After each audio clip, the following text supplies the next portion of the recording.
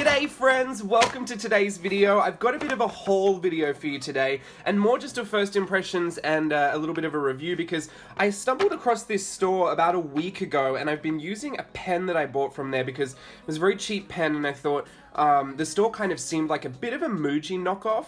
It's like a Japanese lifestyle store, but it's very, very cheap. And I wanted to test out the pen before I decided to buy anything else. So I did buy the pen, and then I went back. Well, I actually bought the pen and I bought some paint markers, and then I went back and bought a bunch more stuff when I realized that the pen was actually really, really good. So I want to go through all the stuff that I picked up and swatch some stuff on video for you. Now, I haven't tried all of these products. I did test them on the little paper pad in the store, but obviously they might work different depending on the paper I choose to use today. And I just wanted to review this because the brand is MINISO and it is very, very cheap. Like, the pens were 99 cents. They even have alcohol markers, they were 99 cents. So I'm going to go through all the stuff that I bought and we'll just have a look at it. The first thing I picked up was this transparent large PVC bag. Now it says it's great for storing tickets, documents, and other small stuffs. I've got a lot of loose paper lying around, so I just wanted to pick this up. It's $1.99.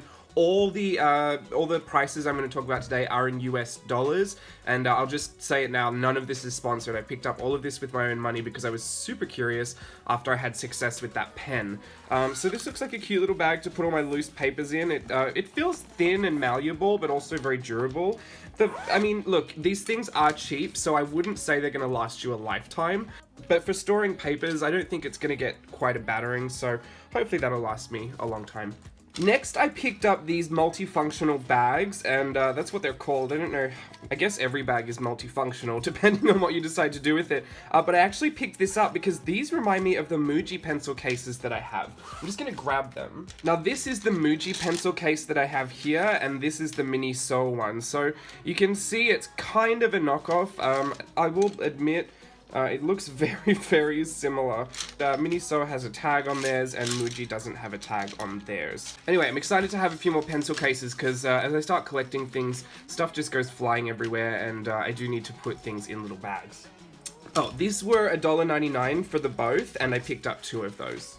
Now, the last thing I picked up that isn't a marker or a pen is this this notebook here. I haven't actually seen inside. I was curious because it said it had lined, grid, and blank, and this notebook was $2.89. This was the most expensive thing I picked up yesterday, and I'm going to open that in a second and have a look. And everything else I picked up were markers and pens. I do want to test out a lot of these today. The thing is that these pens here, they all look different, but to be honest, they're exactly the same pen. This is the pen that I was doing that line work for the Mangyo Swatch Dolls image. When I was creating that illustration, I used this pen for the line work, and I noticed that there were other pens available too that all are similar barrels. Some have different inks in them, but some of them have the same ink, they're just a different barrel. So if you just wanted to choose, like there was a ton of these in different color stories, so I just wanted to pick one of those up. But some of them I did pick up multiples because like this liner pen that I picked up, this is 99 cents, and this is a fantastic pen. It has like a needle point. Now, you do have to screw that on a little bit, so maybe they're cutting corners by not actually assembling them all properly, but it's not going to bother me, I can screw it on.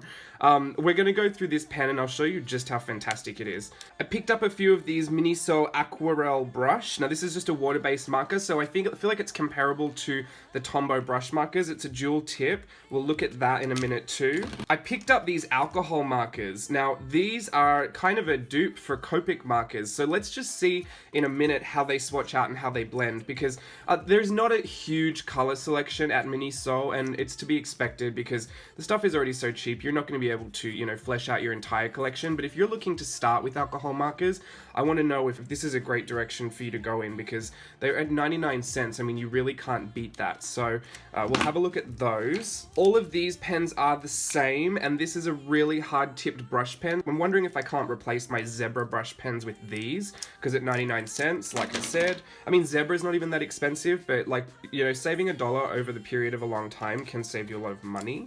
This is just a ballpoint pen, but I really like the clip on the lid, so I can put those on my traveler's notebooks. We'll see how those go. They seemed fine in the store. These are some colored gel pens, so this is a blue and this is a pink. I just wanted to see if these wouldn't be great liner pens. I mean, this isn't really a blue. It's kind of like a light blue purple. So I thought that was an interesting color that I don't have in another pen. This is just a ballpoint pen. I liked the two-tone color of that. And this reminded me of the Play Color pens that I have. So I'll grab one of those. Here I have the Play Color by Tombow. One side is this bold tip here, and one side is this fine tip. I love, love, love this pen for when I'm doing correcting or putting like guidelines on for things that I'm working on that are a bit more boring than art, to be honest. But I was wondering if a gray wouldn't be nice just to get some shading, because it's got the same thing. It's got the bold and it's got a fine. So just want to see how those work today. So I'm going to go grab my render sketchbook so we can test the alcohol markers as well. And we're going to have a play with all this stuff. So here's my render no show through sketchbook. I've done a review on this sketchbook if you want to check this out. It shocked the living daylights out of me when I flipped to the page and nothing had bled through. I used a lot of mixed media on there, and you can see on the back, I actually drew on the back there to see if it would show through even through here, and it just doesn't. So check out that review if that's something you're curious about. Let's just use this page because eventually I feel like I'll pull these test pages out. First thing I want to swatch out of these alcohol markers. I've always run out of red. Red's my favorite color, so So you can see it didn't bleed through at all.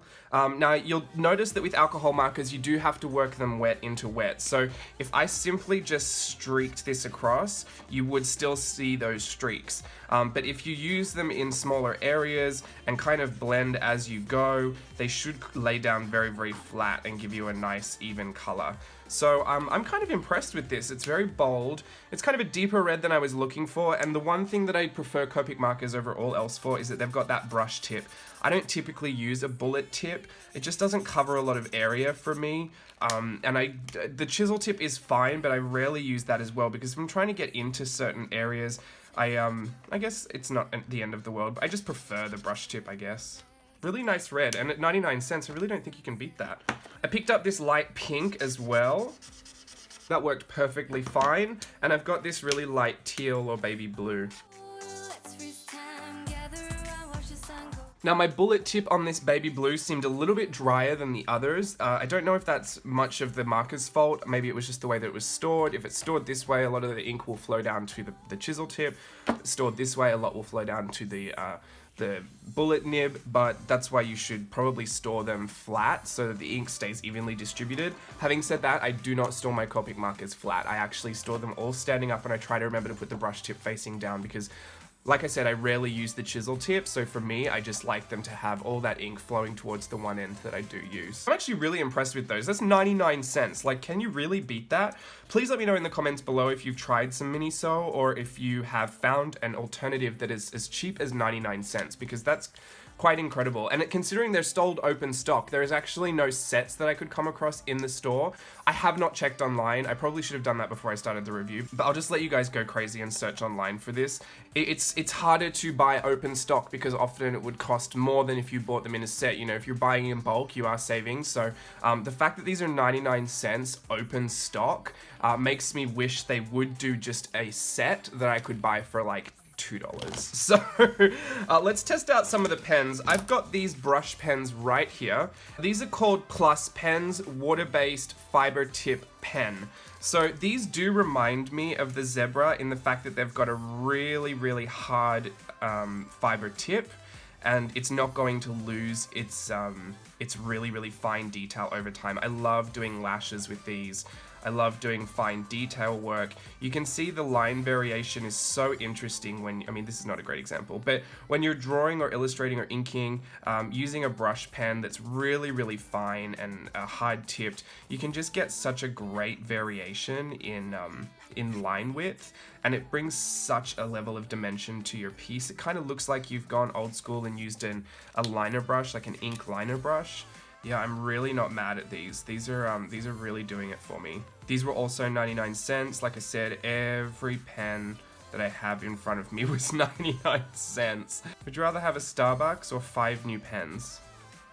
I mean, I'd rather have both, but As I once heard on The Real Housewives, you can have everything in life, but just not all at once. So I'm a fan of these. What I do want to do is grab a water brush and just see if they're water reactive, because they said they're water-based markers. So to me, that means they are. Yes, these ones are water reactive. So my zebra sign pen is not. I'll just do a comparison for you. They seem to be pulling out different colors. This one's pulling out more of a blue and this one's pulling out more of a gray. I'm not sure about that because this paper does look weirdly gray when you're using it. Next up to test are these two gel pens, the MINISO Fine Tech. Now, I've been writing pretty quickly with these and they really don't skip. So they've got the most fine needle point. Like, it is just so fine. This says it's a 0.3. It reminds me of the 005. Maybe the 005 is a little smaller. I wonder if I don't have a 0.3 to try. This is a Copic multiliner in 0.3, so let's just see. Yeah, I guess so it is a 0.3.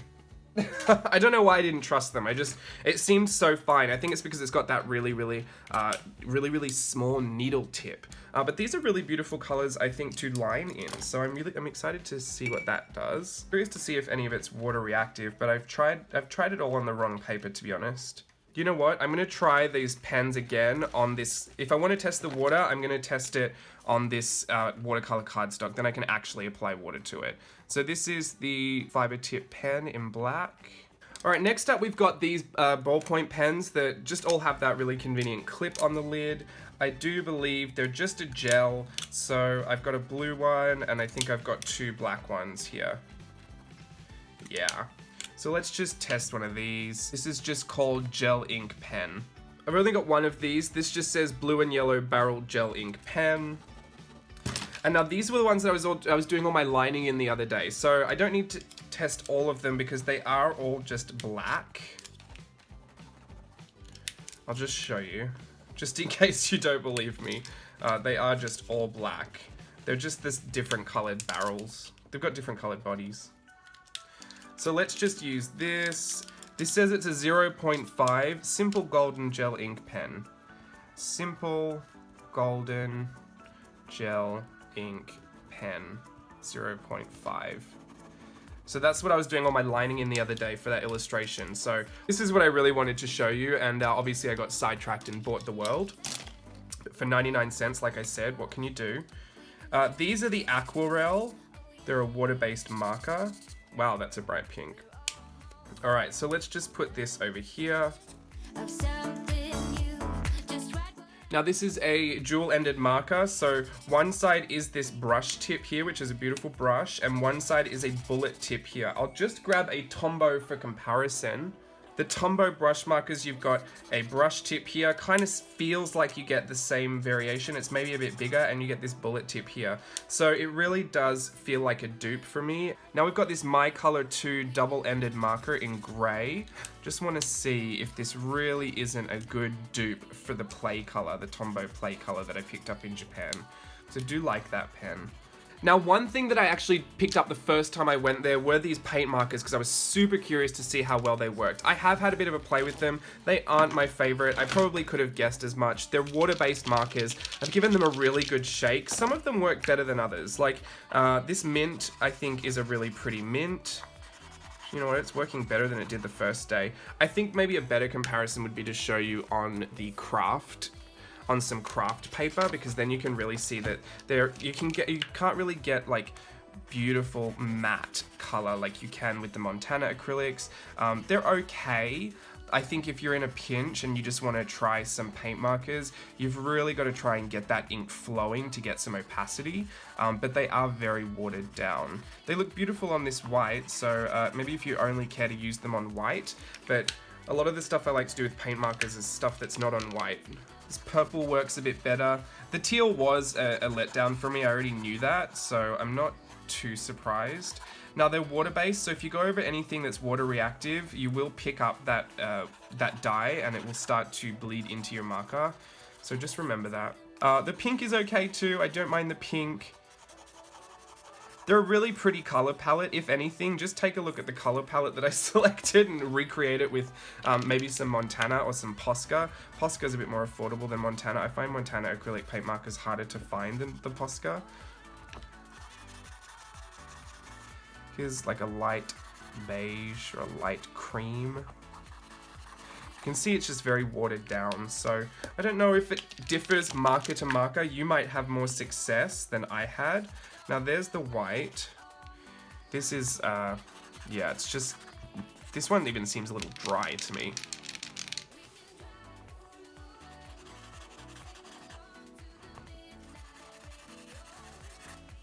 So you can see they're okay. They're not the best, but they're also not the worst. And I forget how much these were. I want to say they were 99 cents as well, just because everything else was 99 cents, but don't quote me on that. This color says creamy white.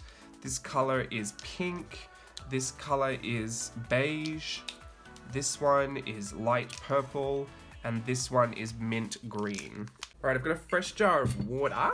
Let's just see if we can't move some of this around. So here we've got the micro, yeah, very reactive with water, which, you know, is a beautiful technique. So don't discount them, but just know that.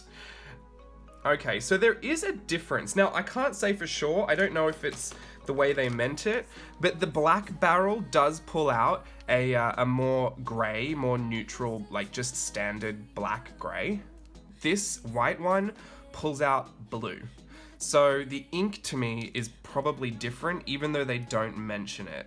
So just know that if you're picking up the MINISO and you do want to have some of this water reactivity, the white is going to pull out blue and the black is going to pull out dark gray. The Zebra Sign pen is waterproof, as is the Zebra brush pen when you let it dry. MINISO Fine Tech is, yeah, I'd say it's water reactive. It's completely disappearing. So I'm gonna have to do my lining after I finish the image. This is just like the Pilot High-Tech C Mica. That is also a beautiful liner pen, but at the same time, very reactive with water. So I'm gonna say that that's what that's a dupe for. MINISO Gel Ink Clear Pen is water reactive. Not as much as the brush pens, but it is. So is this one, which I'm assuming so would this one. Yeah. So all of the gel ink pens are water reactive. That's these ones here, if you don't remember. The blue yellow barrel gel ink pen is also water reactive. That's this one here.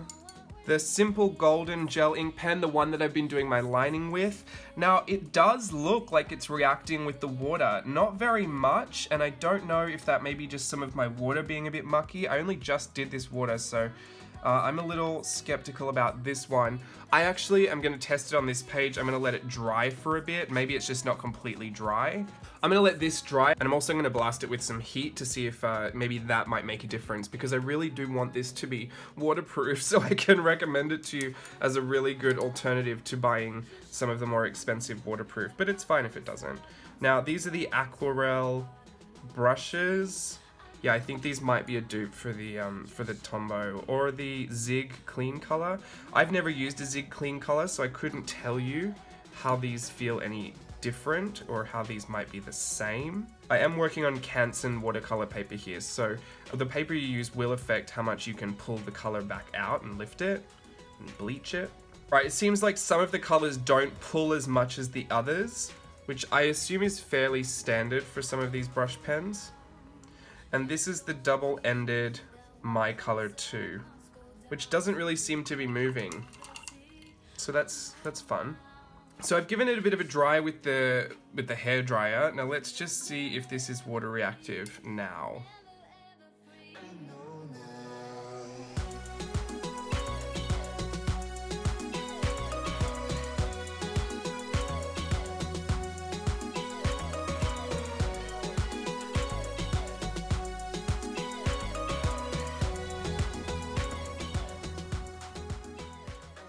Okay, so I've just gone over it. I feel like, I don't know if it's my eyes, it's definitely pulling out something very light. So I don't really feel like it's reactive. I just feel like the ink hasn't totally dried yet, and I'm pulling whatever is not dry back out into the page. Because you can see I dragged this water across, and even dragged my finger across there and smudged the ink out because it's not fully dry. And when it's not dry, you can totally pull that out and wet it. But you can see that this has been dried a little and it's not really pulling out any color. So my theory is that this is waterproof, but you're gonna need to give it a good amount of time to dry. Maybe do your lining the day before, or maybe really blast it with the heat tool and let it sit out for a little bit. But yeah, if you're doing your lining and going straight over the top with watercolor, I think you will start pulling out some of this color, because I really do think, like you can see there's nothing pulled out there, but there is some pulled out there, and that's because I did some of this more, I did more little black spaces here with more ink, just to see if that would be a problem, that maybe the more saturated areas took longer to dry, which is normal, and you can see here, that's why I tested it down here. Definitely, if you're gonna lay down a lot of ink and then do your watercolor, you'll wanna give it some time to cure into that paper, and then I believe you'll have more of an effect like this. I won't say they're 100% waterproof, I will say that you might risk pulling some of that ink around if it's not totally dried, which is a little standard. And I've got the Sakura Micron Pigma 005. I'll just show you here. If you go straight in with water, you can pretty much pull out any pen, because it's not fully cured into the paper yet. That ink is leaving the pen and it's just sitting on the paper. So you can see this is a waterproof pen, but I could still pull that out. It literally says micro pigment ink for waterproof and fade proof lines. So you can still pull out waterproof ink if it's not totally dry, and that's what I feel like is going on here. Maybe this ink takes a little bit more time to dry than your more expensive brands, but I'm saying that if you really just want to get into lining a little bit, this is a fantastic pen for you to start with. And I'm going to personally keep using them, because for 99 cents you can't beat the value. I like them, they're really cute. They don't feel super cheap, that they are light. The tip is just heaven. Like it's just like a fine needle tip, and you can see that lining, I think especially, this is a really dark black, but it doesn't really skip. Like I'm drawing really quickly here. Oh, it's bleeding in. I'm drawing really quick, and I'm not getting a lot of skipping. For a 99-cent pen, like imagine the pen you'd get from the dollar store, a ballpoint pen. I really don't think it could compare to this. So let me leave you with my final thoughts. Oh, I forgot to open the notebook. Let's open the notebook. All right, so there we've got a pocket in there, a pocket in there. It's a really durable, fun, embossed cover. I don't really love ring-bound, like spiral-bound notebooks. It's got a little quote up here: originality, feel the beauty of life. It's very Japanese. Another little divider here, so I guess you could decorate that if you want. This is what I'm more interested in, the grid paper, and I'm interested in, oh, it's perforated. That's great, so I can pull some of that out. This was just going to be like a little jotter for me, like a little notebook that I can quickly write some stuff in and take some notes if I needed to. Let's just see what this pen does on here. And let's see what some watercolor does on here too. It's probably gonna warp the paper. I can feel that this paper isn't super heavy. In fact, it's actually quite flimsy, so, you know, what are you gonna do? Now, alcohol markers will bleed through most any paper, except for that render book, but that's specifically formulated for it, and there's like a black, like, plastic thing in between each sheet of paper, so it like literally blocks it from getting through. So you can see the Copic marker has bled through. Everything else seems to be pretty good. Let me see if I can't scrub some of this ink in here. This is the Platinum Carbon Ink fountain pen. If I can't scrub some of that in there. Here I've got a Zebra Fuente disposable fountain pen. This is interesting. I thought I would like it, but to be honest, I've never really reached for it. The ink doesn't flow out as great as I want to. It's not a bad pen. And just for fun, let's put some pencil on here. Yep, it's really smooth paper, so pencil is going to retain some of that texture if you want it to, but also you can burnish it in to make it look quite flat. Let's pull out some of that color. So the color's not really lifting. Got a little palette here, designs by Rachel Beth. I'm just obsessed with this Copper Candles color. It's so pretty. And it's so metallic. I'm gonna put it in the Mungyo palette for that really weak copper color. I'm gonna just replace it with this. There's that brush pen pulling out blue again. It's interesting, you know, the color in there might be a color in there that's very similar to the Tim Holtz Broken China Distress Stain, because that's the color that I always, and Faded Jeans. I feel like this is a mix between Faded Jeans and Broken China. Whatever they did, I feel like whatever those colors are, they're in this pen, because that color pulls out the same way that, that those two colors work for me when I put them together. So we've kind of battered the paper here. You can see that this aquarelle has bled through. Some of this fountain pen has bled through, so not a super durable paper. It's starting to warp and buckle, but not really in that nice Tomoe River paper way. It's just like a regular copy paper kind of buckling. And you can see that the watercolor really isn't grabbing any pooling or puddling. There's no blooms in it. It's just like, it kind of looks like flat, cheap watercolor on this paper. So not really my favorite book from mixed media. I think that goes without saying. I mean, the book was $2. The book was $2.89. So I was hoping, but I wasn't expecting. Having said that, I think it's a great little jotter, and maybe for doing illustrations. I do like to work with grids sometimes when I'm trying to get proportions right, so that would be fun. And this paper at the back, I wonder if this is any different, this paper.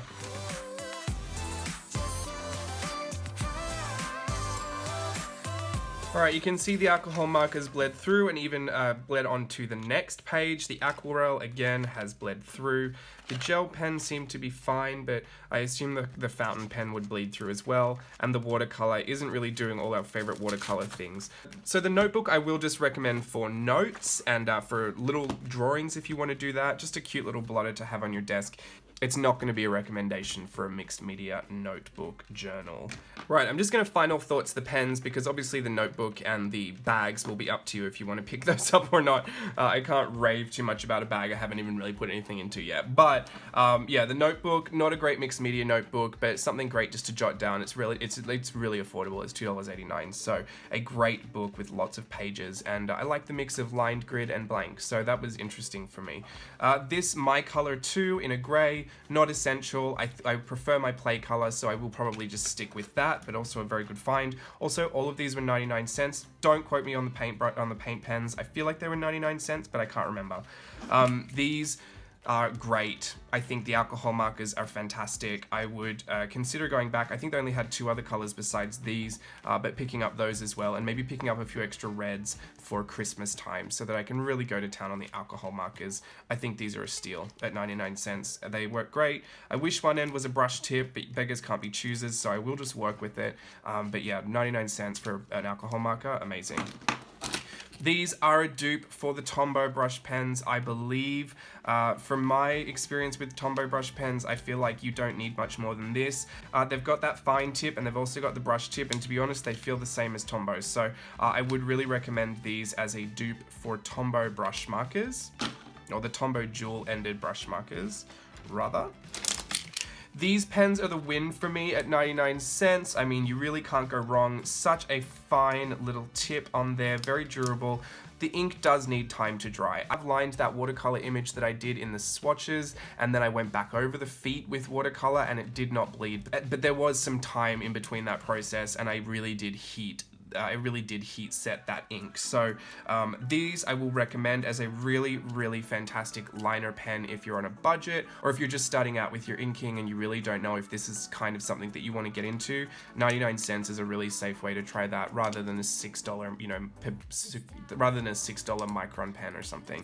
So I'm gonna recommend these absolutely. Paint markers, you win some, you lose some, but that's like anything with paint markers. I still prefer the Montana acrylic paint markers and the Posca, but having said that, the pink and the purple are worth it for me. This white, if it was a bit more liquid or if it would flow better, I think would be a really great white as well, but kind of a steal. I feel like they all work fine on light colored papers, but you know, for light colored papers, if I wanted a flat color image, I would just use an alcohol marker. I really use paint pens to go over the top of mixed media, and if they're not going to be super opaque, I'm going to have an issue with that. If you like things that are a bit more buildable, maybe this might be for you. But yeah, I'm not completely sold on these, so I would just recommend if you're going to pick up any, pick up the pink and the purple.